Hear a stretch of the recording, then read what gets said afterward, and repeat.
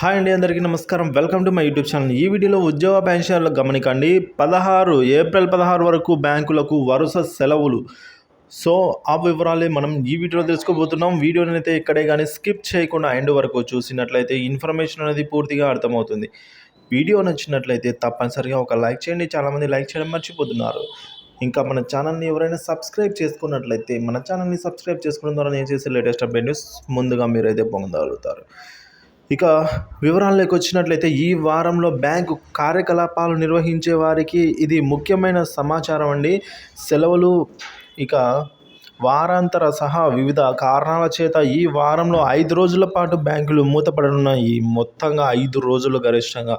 So కొన్ని రాష్ట్రాల్లో తరువాతి వారంలో కూడా బ్యాంకులు సెలవులు కొనసాగవచ్చు అని అయితే అంటున్నారు.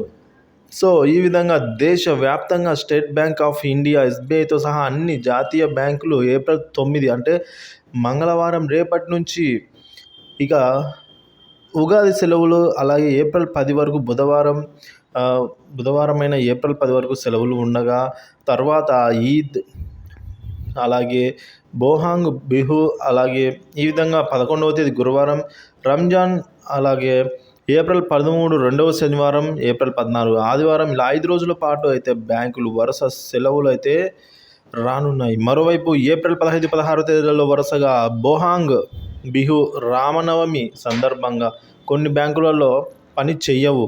సో మరింత స్పష్టత కోసం కస్టమర్ సమీపంలో ఉన్న శాఖలను సంప్రదించవచ్చు అనైతే ఆయా రాష్ట్రాల్లో సెలవు జాబితాను ఆర్బీఐ సంబంధిత రాష్ట్ర ప్రభుత్వాలకు ఈ విధంగా ఖరారు చేసిందని. సో ఏదైనా చూసుకున్నా వరుస బ్యాంకు సెలవులు అయితే మనం చెప్పుకోవచ్చు పండగల నేపథ్యంలో.